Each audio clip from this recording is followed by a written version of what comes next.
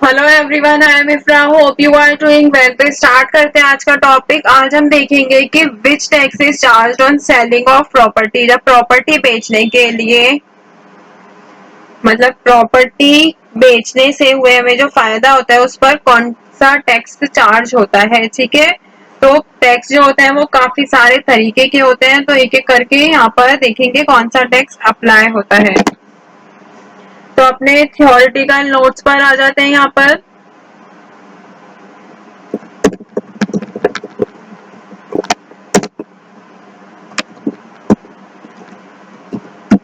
Heading डालेंगे which taxes charged on selling of property।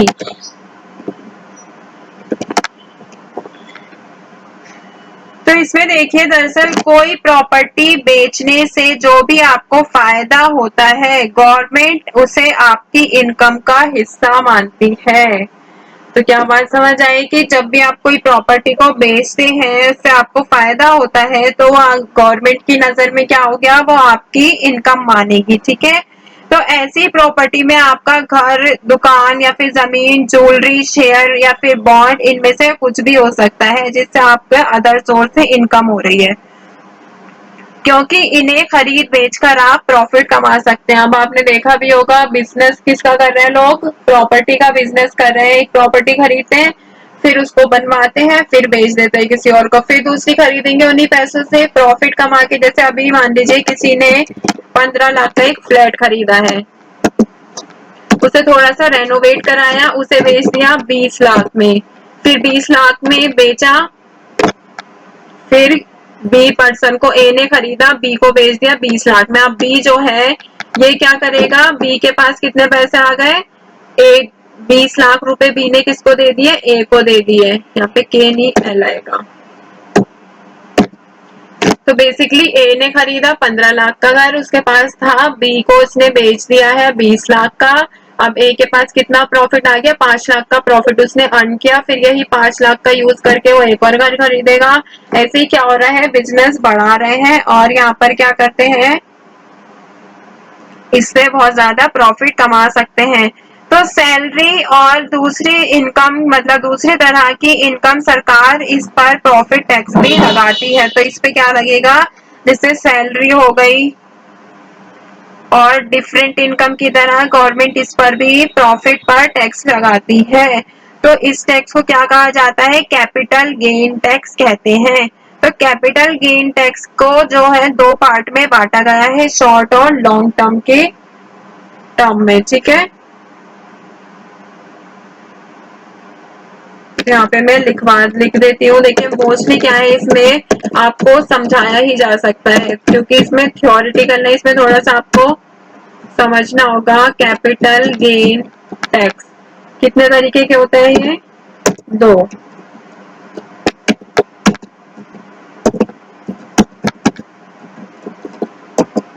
Short term capital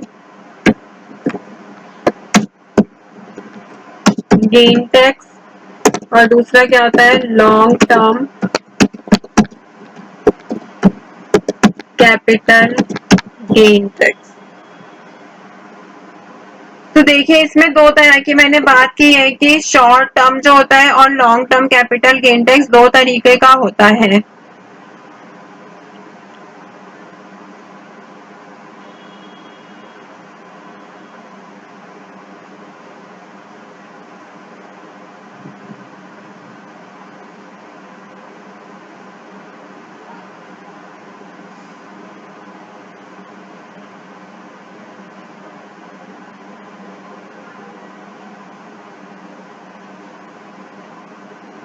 देखिए यहाँ पर आगे क्या कहा गया है, शॉर्ट टर्म और लॉन्ग टर्म दो तरीके का टैक्स आपको और पता चला है। इसमें कहा गया है आगे की कैपिटल गेन टैक्स को दो भाग में बांटा गया है, short term long term. Property जैसे कि गोल्ड हो गया, सिल्वर हो गया या फिर कोई भी और ज्वेलरी, अगर खरीदने के 3 साल बाद बेची जाती है, मान लीजिए आपने 2024 में खरीदी है, उसे कब बेचेंगे, 3 साल बाद बेचते हैं, तो उस पर क्या होगा, long term capital gain tax लगता है। ऐसी प्रॉपर्टी अगर खरीदने के 3 साल के अंदर बेची जाती है तो उस पर short term capital gain tax लगता है। तो यहाँ पर मैं लिख देती हूँ,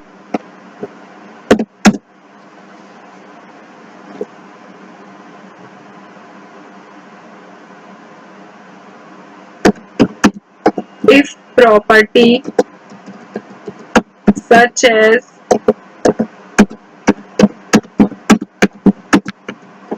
gold, silver or any jewelry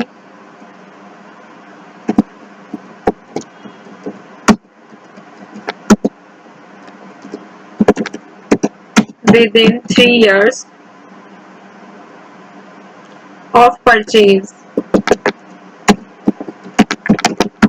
तो इसमें मैंने क्या कहा है कि जैसे हो गया सोना चांदी कोई भी जेवर अगर खरीदने के 3 साल बाद बेची जाती है तो लॉन्ग टर्म कैपिटल गेन लगता है। सॉरी यहाँ पर लॉन्ग कर लेते हैं या मैंने शॉर्ट में लिखवा दिया और इसको हम क्या कर लेंगे शॉर्ट। अब देखिए विद इन 3 ईयर है और इसमें क्या होगा शॉर्ट टर्म कैपिटल गेन में 3 साल के बाद बेची जाती है कोई भी property after 3 years of purchase. तो क्या होगा इसमें short term gain capital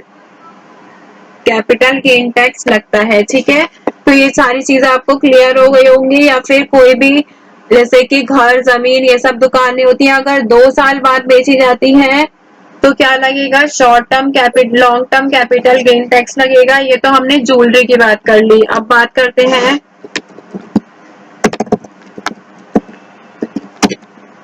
property like land हो गया, हाउस हो गई या फिर कोई शॉप हो गई मतलब दुकान। तो अगर खरीदने के कब बेची जाती है, 2 साल बाद बेची जाती है आफ्टर 2 years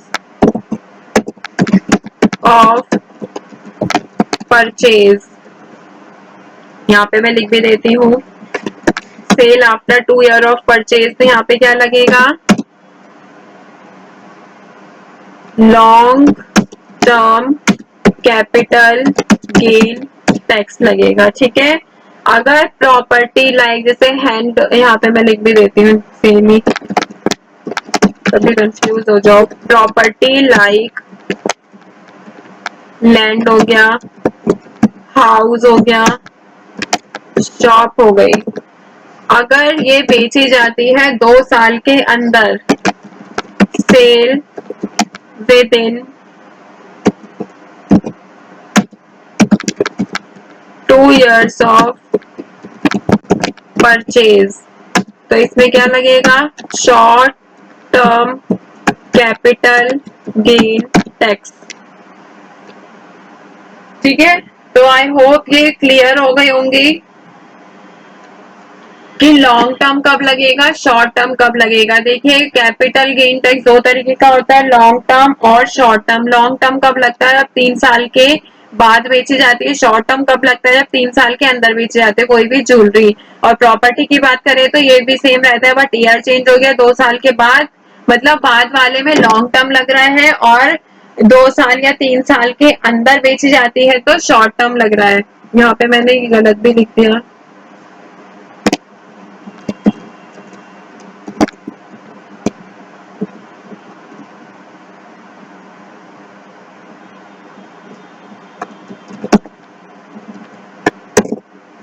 ठीक है, तो लॉन्ग में आपको याद रखना है आफ्टर और शॉर्ट में विद इन। ठीक है, तो ये क्लियर हो जाएगा। तो आई होप ये सारी चीजें आपको क्लियर हो गई होंगी। अब देखते हैं शेयर खरीदने के 1 साल बाद बेचने पर। जैसे आपने शेयर खरीदा 2024 में, अब आप उसको 1 साल बाद बेचेंगे तो उस पर क्या लगेगा long term capital gain tax लगेगा। ऐसी प्रॉपर्टी खरीदने के अगर 1 साल के अंदर आपने बेच दी तो उस पर short term capital gain tax लगता है। किसकी बात की थी अभी मैंने? शेयर की बात की थी, ठीक है।